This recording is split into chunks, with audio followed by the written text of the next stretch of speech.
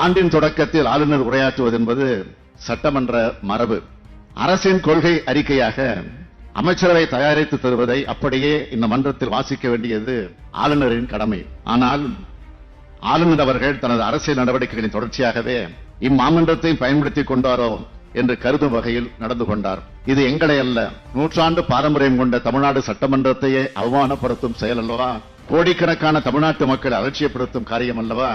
மக்களாட்சி மாண்புக்கு களங்கம் ஏற்படுத்தும் வகையில் அரசியல் சட்டத்தை மீறி தான் ஏற்றுக்கொண்ட பதவி பிரமாணத்துக்கு மாறாக செயல்படுவது அல்லவா?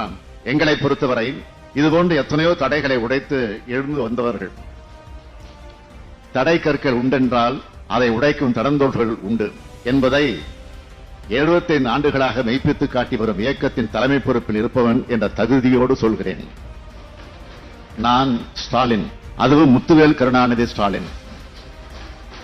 பாசிசத்தை, எதேச்ச அதிகாரத்தை இந்தியாவில் நெஞ்சுயர்த்தி எதிர்கொண்டு இருக்கும் நாம் இதுபோன்று சிறுபிள்ளை விளையாட்டு செயல்களை பார்த்து பயந்துவிட மாட்டோம். போற்றுவோர் போற்றட்டும், புழுதிவாரி தூற்றுவோர் தூற்றட்டும், தொடர்ந்து செல்வேன், எவரவரினும் நில்லேன், அஞ்சேன் என்பதுதான் இவர்களுக்கு நான் சொல்லும் பதில்.